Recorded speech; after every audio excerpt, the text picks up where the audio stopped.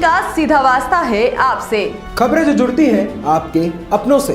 आपके क्षेत्र की हर छोटी बड़ी खबरें देखिए उत्तर प्रदेश न्यूज आपकी आवाज पहुंचाते हैं जिम्मेदारों तक। संभल से नगर पालिका अध्यक्ष के लिए कांग्रेस पार्टी से प्रत्याशी शाहजहां ने पत्रकार वार्ता में बताया कि संभल में पिछले 3 दशक से कोई विकास कार्य नहीं हुआ।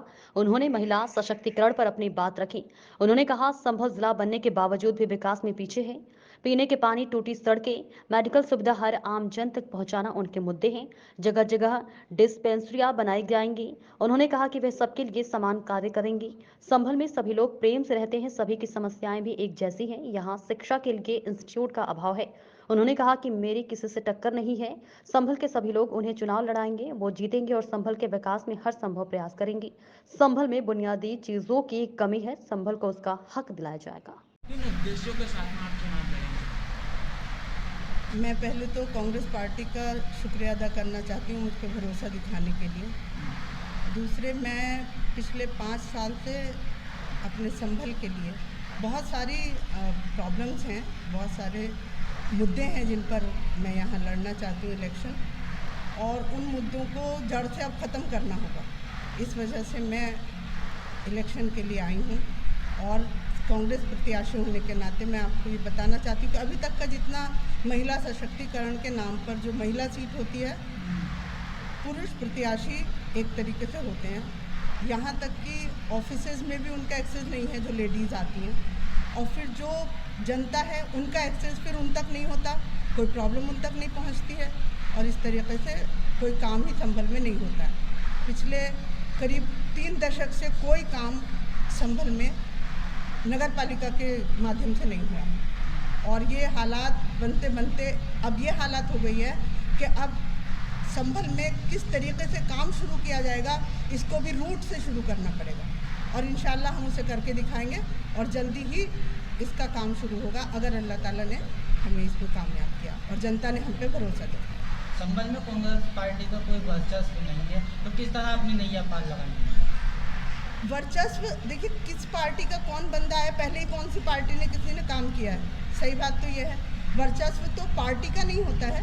पार्टी तो हमेशा से कायम रही है, कांग्रेस सबसे पुरानी पार्टी है कांग्रेस। लेकिन अगर संभल में अभी तक जो पुरानी पार्टियाँ सपा है, बसपा है और दूसरी पार्टीज़ हैं, उन्होंने कोई काम करके नहीं दिखाया। अभी तक तो कोई काम किया नहीं है। संभल के लिए क्या किया? जिला बनाने के बाद भी कोई चीज़ यहाँ पर नहीं है, सब कुछ सारे ऑफिसेज ग्रेजुएट पहुँचा दिए गए, क्या काम है? तो पार्टी का मसला तो बाद में आता है कि पार्टी अब इस टाइम पे भले ही इस हालात में है, लेकिन हम धीरे धीरे से इसको ऊपर लाएंगे और इंशाल्लाह काम करेंगे। हमारा काम बोलेगा, पार्टी दिखाएगी कि फिर कैसे काम किया जाता है। किन मुद्दों को लेकर चुनाव लड़ेंगे आप? पानी है सबसे पहला, तो पीने का पानी। दूसरे, वाटर लॉगिंग। सारी सड़कें टूटी हुई हैं, रास्ते बिल्कुल ख़राब हैं। बाहर से कोई भी आ जाए, कोई रास्ता संभाल के बना ही नहीं है, कोई मतलब प्लानिंग ही नहीं है, किसी तरीके के सड़कों पर पेड़ नहीं है, बच्चों के लिए कोई पार्क, कोई लाइब्रेरी नहीं है, ऑफिसेज नहीं है जिन ऑफिसेज में जाकर आप दरख्वास्त कर सकें। सिर्फ नाम पर कोई एक आदमी बंदा बैठा होता है, वो जाएंगे, आप उनसे कुछ कह भी नहीं कर पाते, बात भी नहीं पूरी कर पाते। मेडिकल फैसिलिटी का तो इतना बुरा हाल है कि एक छोटा बच्चा अगर बीमार भी हो जाता है आपको तो कहाँ भागना पड़ता है। हम उसको फ्री व्यवस्था कर सकते हैं। फ्री व्यवस्था करने के लिए हम जगह जगह डिस्पेंसरीज बनाएंगे इंशाल्लाह, और उसका काम हम जल्दी ही शुरू करेंगे अगर जीतते हैं। हमने देखा है अभी पिछले दिनों नगर पालिका में 20 दिन अनिश्चितकालीन धरने पर लड़ाई लड़ी। ऐसे में आपकी पार्टी वहाँ कहीं मंच पर नजर नहीं आई। आप बात कर रही हैं संभल में विकास की। भ्रष्टाचार के किस मुद्दे पर बैठे थे? वो तो खुद ही तो उसमें इन्वॉल्व है। कौन था वो जिसके खिलाफ वो बैठे थे, ये पता तो चले किसके खिलाफ बैठे थे। बस कुछ नहीं, कोई बाबू के खिलाफ। बाबू किसके कहने पर काम करेंगे? जब आपका प्रत्याशी इस तरीके का होगा, आपका लीडर इस तरीके का है कि उनसे कुछ काम ही नहीं करा सकता, तो अब भ्रष्टाचार तो वो कर रहा है बैठा हुआ। भ्रष्टाचार तो असल उसने किया। सभासदों पर आरोप लगा रही हैं? नहीं, सभासदों पर नहीं लगा रही हूँ। मैं कह रही हूँ कि जो लोग इसके हुक्मरान थे उस टाइम पर, जो पावर में थे, काम उन्हें करना था ना, तो सभासद तो उनके साथ मिलकर काम करते। सभासद किसके खिलाफ धरने पर बैठे हैं? क्या उस प्रत्याशी के खिलाफ बैठे हैं? बाबू क्या करेगा? बाबू तो आपके हुक्म पर काम करेगा उस टाइम पर। आप प्रत्याशी हैं, आप चेयरमैन हैं, चेयरपर्सन हैं, तो आपका काम करेगा ना वो, तो आपको बताना है कि क्या काम करना है। ऑफिसर से, आपको एडमिनिस्ट्रेशन से काम लेना नहीं आता, क्योंकि आपकी इतनी हैसियत नहीं थी। आपने जो भी अभी तक काम किया है सिर्फ इसलिए किया क्योंकि आपने बस एक नेता बन जाना है, इलेक्शन जीत लेना है, पैसे के बल पे ये संभाव किसी के तलवे चाट कर, और फिर इस तरीके से आप एक बार नेता तो बनकर आ गए, लेकिन आपको पता ही नहीं कि आपको काम क्या करना है, आपको मुद्दे ही नहीं पता है, आप अपनी जनता को समझते ही नहीं है, आप उनसे मोहब्बत नहीं करते सर में, आप अपने शहर से मोहब्बत नहीं करते, इस वजह से इसको इस हालत में छोड़ दिया। तो आप गरीब तबके के लिए क्या करेंगे? सब कुछ करेंगे, हम हर तबके के लिए एक जैसा ही समान काम करेंगे, क्योंकि हमें संभल की तरक्की का मसला है। संभल सबको लेकर चलता है, और संभल में गरीब अमीर का कोई मसला वैसे भी नहीं है। यहाँ के लोग बहुत मोहब्बत वाले हैं, सब एक दूसरे से बहुत मिले हुए हैं। ज़्यादातर तो अपनी एक कम्युनिटी के लोग होने की वजह से वो वैसे भी रिलेटिव्स हैं। उसके अलावा सबके मुद्दे एक जैसे हैं, मुद्दे किसी के भी अलग अलग नहीं है, चाहे कोई अमीर है गरीब है। बच्चों के एजुकेशन के लिए यहाँ बिल्कुल कोई ध्यान ही नहीं दिया गया।